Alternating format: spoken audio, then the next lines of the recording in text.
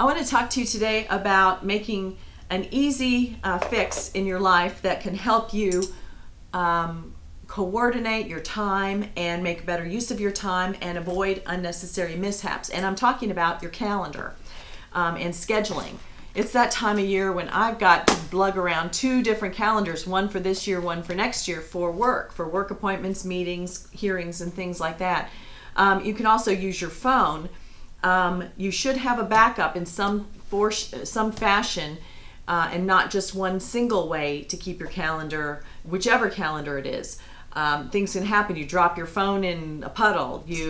I'm being nice there. You have a fire at the office. You misplace papers. You want to have, or there's a computer. There's a brownout. Or there is some virus that hits your computer, and your calendar is completely knocked out. That would be terrible.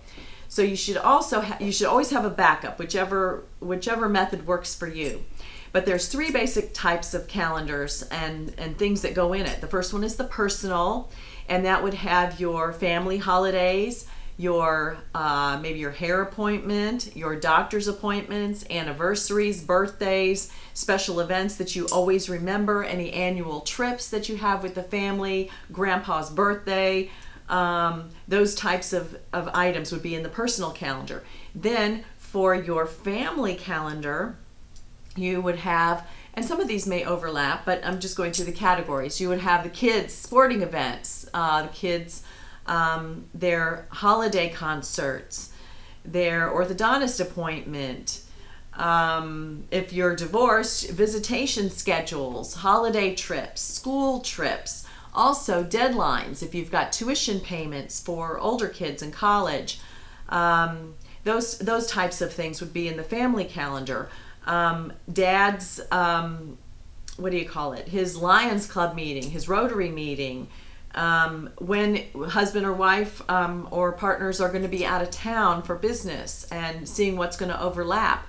It makes it a lot easier when you sit down to try to figure out when can we take a vacation or when can we work on the house, who's going to be there. That's going to be something that's important. And then finally, your own work calendar. And you should have doubles for that too, in whatever fashion you keep track. That's going to be your meetings, your deadlines, your appointments. A calendar is a very useful tool, and it does several things. There's coverage. You get things done. If you have a deadline, you can put down the deadline and then look at your calendar and work backward and actually block out periods of time to make yourself more efficient and set aside time when you're going to actually do that work. Coordinate.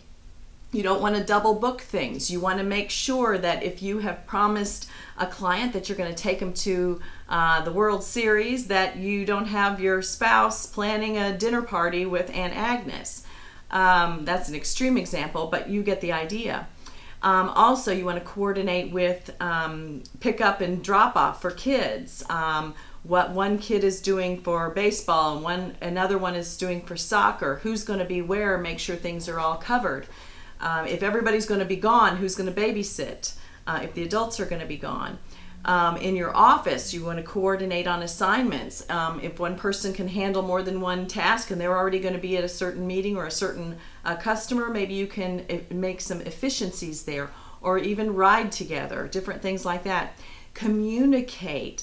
A friend of mine has a great system. She's very color coordinated. She has a whiteboard that is back in the, I guess you would call it like the mudroom area, and the family can go to it. It has every day that week listed out, and she uses colors. I'm not sure you could do a color for a person, so Mary would be red and Tommy would be blue. But it tells what is going on in the family, who's working late, if there's a dinner. Everybody can look at it. That way you don't have to wonder where everyone is, and if you think something is coming up and you're not sure, check the board. It's a great way that they all rely on to know what's happening or what's coming up. You also want to communicate in your office. You want your assistant or your team members to know what's coming up. It's a great thing so that people that are working ahead, you don't want to have to go around and dole out assignments in person. And also, as somebody who's the worker bee, if you are finished with your present assignment, it's a way for you to go in and help promote yourself, get ahead, and also contribute to add on to what's coming up in the future.